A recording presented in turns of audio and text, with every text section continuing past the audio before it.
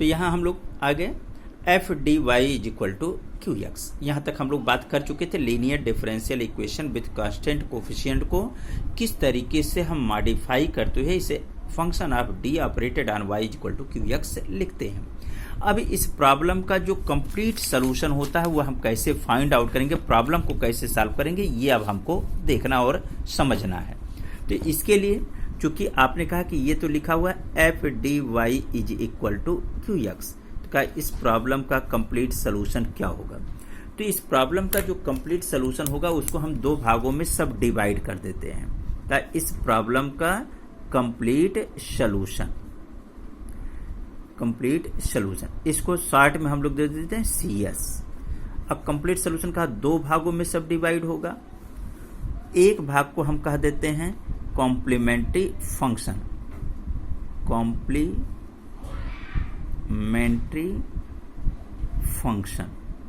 ये कहते हैं कॉम्प्लीमेंट्री फंक्शन, और शॉर्ट में इसे हम लोग लिखते हैं सी एफ। कॉम्प्लीमेंट्री फंक्शन को शॉर्ट में कहते हैं सी एफ। और दूसरा भाग कहते हैं, उसको कहते हैं हम लोग पर्टिकुलर इंटीग्रल, और इसको शॉर्ट में हम लोग लिखते हैं पी आई। ये हो गया आपका। अब लेफ्ट पार्ट के जो F D Y is equal to Q X हुआ, कहा इस प्रॉब्लम का जो कंप्लीट सोल्यूशन होगा वह दो भागों में सब डिवाइड होगा।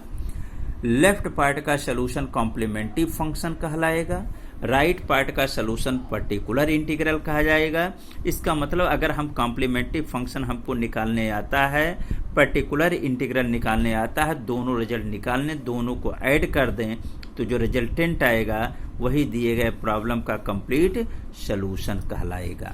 अब सवाल ये होता है कि कॉम्प्लीमेंट्री फंक्शन आप कैसे फाइंड आउट करेंगे, ये होता है। तो टू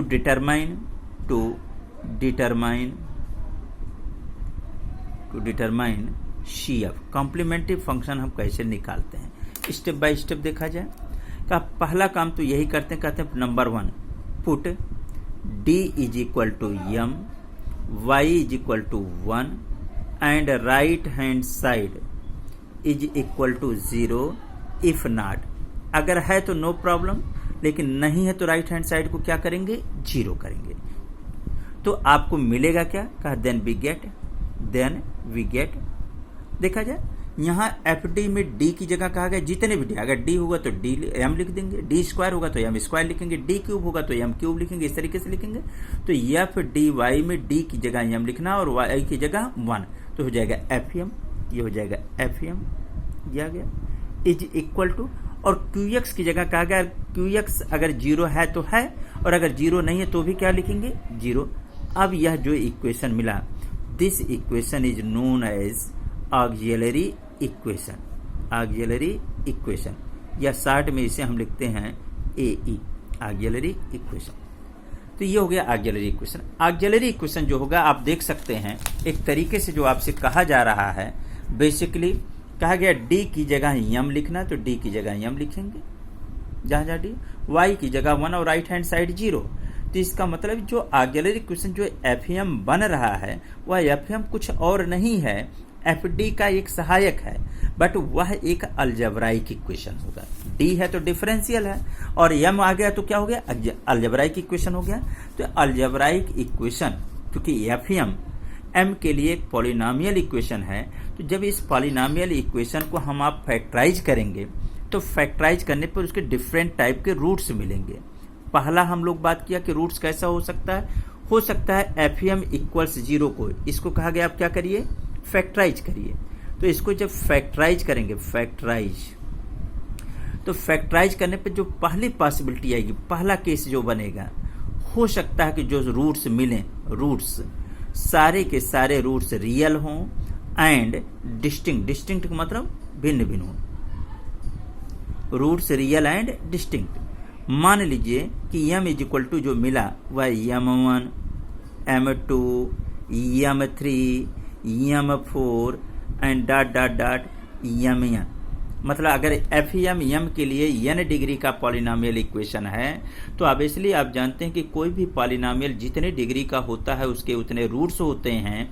इसका मतलब एफ एम इक्वल्स 0, अगर m के लिए n डिग्री का पॉलिनोमियल है तो उसके n रूट्स मिलेंगे। और आपने पहला केस कहा है कि रूट्स रियल एंड डिफरेंट, इसका जितने रूट्स मिल रहे हैं वो सब वास्तविक हैं लेकिन भिन्न भिन्न हैं। तो इस कंडीशन में जो हम CF लिखते हैं वह लिखते हैं C1 e to the power m1x plus C2 e to the power m2x plus C3 e to the power m3x plus C4 e to the power m4x and plus dot dot plus Cn e to the power mnx। यह आ जाएगा आपका e to the power mnx। यह आ गया। अब हो सकता है दूसरी संभावना जो आएगी कि जो रूट्स आपको मिले वो सारे के सारे रूट्स, कोई जरूरी नहीं कि रियल एंड डिस्टिंक्ट मिले, हो सकता है रूट्स रियल एंड इक्वल भी मिलने लगे, रियल एंड इक्वल भी मिलने लगे। कहा जैसे मान लीजिए m इज इक्वल टू जो मिला, दो रूट्स उसके इक्वल आ गए और बाकी रूट क्या कर रहे हैं, डिफर कर रहे हैं, अंतर आ रहे हैं उसमें। तो जब अगर दो रूट इक्वल हो रहे हैं तब जब हम CF लिखते हैं तो CF इज इक्वल टू लिखते हैं C1, टू रूट्स रिपीट कर रहे हैं, C1 plus C2x into E to the power m2x लिखते हैं। इसको हम C1x plus C2 into E to the power m2x भी लिख सकते हैं क्योंकि m1 इज इक्वल टू क्या है, m2 है। फिर प्लस नेक्स्ट आएगा C3, डिफरेंट वाला नियम कानून, e to the power m3x plus C4 e to the power m4x plus dot dot dot plus Cn E to the power mnx। इस तरीके से आ गया। ऐसे ही मान लीजिए कि आपके जो रूट्स मिले m is equal to m1 is equal to m2 is equal to m3 और बाकी क्या कर रहे हैं, डिफर गए, 3 रूट्स इक्वल आ गए, m1 m2 m3 3 roots equal आ गए और बाकी सब क्या कर रहे हैं, डिफर कर रहे हैं। तो उस कंडीशन में कैसे लिखेंगे, तो ये आपको टेक्निक होनी। तो CF इज इक्वल टू लिखेंगे C1 plus C2x plus C3x square into E to the power m3x। देखिएगा दो रूट इक्वल होने पे आपने लिखा था C1 plus C2x, 3 root equal होने पे लिख रहे हैं C1 plus C2x plus C3x square. अब आगे भी आप सोच सकते हैं कि अगर 4 रूट इक्वल होंगे तो क्या लिखेंगे, C1 plus C2x plus C3x square plus C4x cube into E to the power m3x and plus फिर डिफरेंट के लिए रूल जो है C3 तक ले चुके हैं तो C4 into E to the power m4x and plus dot dot dot plus Cn E to the power mnx। यह आ गया आपका क्लियर। अब उसके बाद नेक्स्ट केस लेते हैं, थर्ड केस का हो सकता है रूट्स इमेजिनरी आ जाए, कोई जरूरी हर बार रियल ही आए, हर बार रियल आने की गारंटी नहीं। तो अगर रूट इमेजिनरी आ जाए एस अल्फा प्लस माइनस आई बीटा, इसके जैसा रूट आ जाए, तो अगर रूट अल्फा प्लस माइनस आई बीटा देखेंगे, i iota means i means under root -1 और इसे इमेजिनरी नंबर कहते हैं। तो ये क्या हो गया, अल्फा प्लस आई बीटा हो या अल्फा माइनस आई बीटा हो, है क्या, इमेजिनरी हो गया। तो अगर रूट इस इमेजिनरी आए तो उस कंडीशन में क्या करते हैं, तो क्या उस कंडीशन में CF इज इक्वल टू लिखते हैं C1 cos beta X plus C2 sine beta X total multiplied with E to the power alpha X. या इसको हम ऐसे भी लिखते हैं mathematically, C1 E to the power alpha X multiplied by cos beta X plus C2। इसको ऐसे भी हम लिखते हैं CF is equal to C1 E to the power alpha X into sine of beta X plus C2। Mathematically ये तीनों सही है, लेकिन जब इसको इंजीनियरिंग प्रॉब्लम में या फिजिक्स में हम यूज करते हैं तो उस के फिजिकल फेनामेना के आधार पर जिस जगह हमें यूज करना होता है उस पर्टिकुलर टॉपिक में उसका पर्टिकुलर फिजिकल फेनामेना क्या रहा है उसके अनुसार हम इन तीनों में से जो सूटेबल होता है उसका यूज करते हैं। बेसिकली जहां वेव मोशन वगैरह की बात होती है वहां पर हम वेव फॉर्म का यूज करते हैं, क्योंकि वेव फॉर्म में तो पीरियाडिक या सर्कुलर होता है, तो साइन और कोसाइन फंक्शन सर्कुलर फंक्शन कहलाते हैं। तो बेसिकली हम इसी का यूज करते हैं। C F equals complementary function equals C1 cos beta X plus C2 sin beta X multiplied by e⁻ alpha X. अब आते हैं चौथा केस लेते हैं, केस 4। हो सकता है कि इमेजिनरी ही आए, लेकिन जैसे रियल में हो रहा था imaginary as alpha plus minus आई बीटा, लेकिन इमेजिनरी और कहा एंड रिपीटेड कह दिया। How many times? ट्वाइस। कौन सा? मतलब अल्फा प्लस माइनस आई बीटा ही आए, लेकिन कितनी बार आ जाए? 2 बार आ जाए। कोई बात नहीं, जो यहां लिखा है अभी रिपीटेड रूट के लिए आपने देखा था C1 प्लस C2, अगर 2 बार रिपीट करता, 3 बार रिपीट करता तो C1 plus C2 X plus C3 X square लिखते हैं। तो ऐसे ही यहां जब लिखना होगा तो हम लिखेंगे CF is equal to C1 plus, देखिएगा C1 plus C2 X into cos of beta X plus next लिखेंगे C3 plus C4 X into sine of beta X and all total multiplied with e⁻ alpha X. Clear? अगर यही चीज alpha plus minus आई beta thrice time repeat करता तब यहां C1 की जगह लिखते C1 plus C2 X plus C3 X square multiplied by cos beta X plus यहां क्या आता है C4 plus C5 x plus C6 x square into sine of beta x into e⁻ alpha X. ये हो गया आपका। एक 5वां केस भी लेते हैं, केस 5। कहा कोई जरूरी है कि इमेजिनरी आए या इमेजिनरी एंड रिपीट। हो सकता है जो रूट आए वह इरेशनल रूट हो, irrational root as alpha plus minus root beta. मान लीजिए इसके जैसा आ गया, तो अगर इसके जैसा आएगा तो उस कंडीशन में प्रॉब्लम को हम सॉल्व करने के लिए जो CF लिखते हैं वह लिखते हैं, देखिएगा ऐसा ही लिख रहे हैं, लेकिन लिखेंगे क्या? CF equal C1 hyperbolic cosine root beta X. देखिएगा आ रहा C1 cos बीटा एक्स जैसा है, लेकिन आया क्या? हाइपरबोलिक फंक्शन आ गया। C1 hyperbolic cosine root beta X plus C2 hyperbolic sine root beta X and all total X बाहर है, रूट में नहीं है, एक्स बाहर है। C1 hyperbolic cosine root beta after that X, C2 hyperbolic sine root beta into X multiplied by e⁻ alpha X. ये हो गया।